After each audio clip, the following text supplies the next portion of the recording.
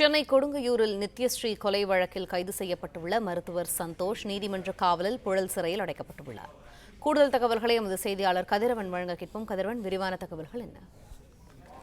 கொடுங்கையூரில் கடந்த 4ஆம் தேதி அன்று மர்மமான முறையில் இறந்து கிடந்த நித்யஸ்ரீ என்ற பெண் வழக்கில் கைதான மருத்துவர் சந்தோஷ் நீதிமன்ற காவலில் தற்போது சிறையில் அடைக்கப்பட்டிருக்கிறார். கொலை வழக்காக மாற்றி கொடுங்கையூர் போலீசார் நேற்று விசாரணை மேற்கொண்டு வந்த நிலையில இன்று காலை அவரை நீதிமன்றத்தில் ஆஜர்படுத்தி சிறையில் அடைத்திருக்கிறார்கள். 20/6/2025 வரை அவர் சிறையில் அடைக்க நீதிமன்ற உத்தரவிட்டதன் அடிப்படையில் தற்போது அவர் சிறையில் அடைக்கப்பட்டிருக்கிறார்.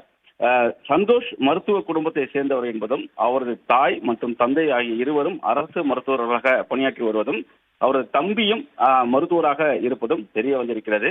குறிப்பா மருத்துவ குடும்பத்தை சேர்ந்த இவர்கள் சந்தோஷ் கொலை வழக்கில் கைது செய்யப்பட்டதை அறிந்து காவல் நிலையத்தில் கதறி அழுதிருக்கிறார்கள். அதனை அறிந்து சந்தோஷம் தான் தவறு செய்து விட்டதாகவும் காதல் என்ற போர்வையில் தவறான பெண்ணை காதலித்து தவறிழைத்து தற்போது கொலை வழக்கில் கைதாகி விட்டதாக கதறி அழுதியிருக்கிறார்.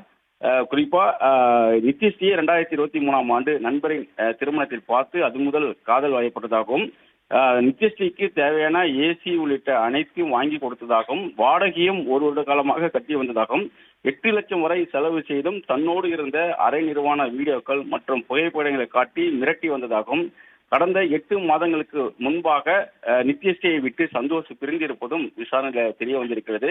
இந்த நிலையில தான் கடந்த 4ஆம் தேதி காலை 11 மணிக்கு போன் செய்து நித்யஸ்ரீ தான் சந்தோஷை வரக்கூடியதாகவும் அதன் அடிப்படையில் இரவு 7:30 மணிக்கு நித்யஸ்ரீ வீட்டிற்கு சந்தோஷ் சென்றிருப்பதும் 1 மணி நேரத்தில் இந்த கொலை செய்துவிட்டு அங்கிருந்து நகைகளோடு தப்பி சென்றதும் தெரிய வந்திருக்கிறது.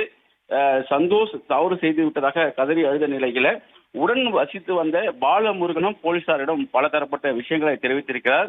1 வருட காலமாக லிவிங் டுகெதரில் ஒன்றாக நித்யஸ்ரீ கூட வசித்து வரக்கூடிய நிலையில அம்பத்தூர் தொழில்பட்டியில் உள்ள ஆம்பிட் ஐடி பார்க்கில் வேலை செய்வது போல தன்னை நித்யஸ்ரீ ஏமாற்றி வந்திருப்பதாகவும் சில நாட்கள் தான் ஐடி பார்க்கில் பணி முடித்து வருவது போல வெளியே வருவதும் பாலமுருகன் இருசக்கர வாகனத்தில் சென்று நித்யஸ்ரீயை பிக்கப் செய்திருப்பதும் தெரிய வந்திருக்கிறது. போலீசார் நித்யஸ்ரீயின் செல்போனை ஆய்வு செய்து சொல்லும் வரை பாலமுருகனுக்கு நித்யஸ்ரீ ஐடியில் பணியாற்றவில்லை என்பது தெரியாது எனவும் சம்பவத்தன்று கூட பெற்றோர் வருவதாக கூறி பாலமுருகனை வெளியேற்றிவிட்டு சந்தோஷை வரவைப்பதற்காக திட்டமிட்டுதான் பாலமுருகனை வெளியேற்றியிருப்பதும் தெரிய வந்திருக்கிறது.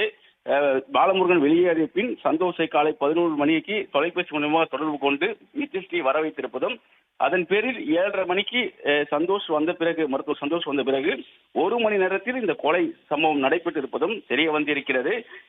கொலை செய்யும் நோக்கோடு தான் வரவில்லை என்றும் தனது வீடியோ ஆதாரங்களை அளிக்கும் நோக்கில் தான் தான் வந்ததாகவும் ஆனால் ஆத்திரத்தில் தான் கொலை செய்து தவறிழைத்து விட்டதாக சந்தோஷ் கதறி எழுதியுள்ளார். தற்போது அவர் நீதிமன்ற காவலில் புழல் சிறையில் அடைக்கப்பட்டிருக்கிறார்.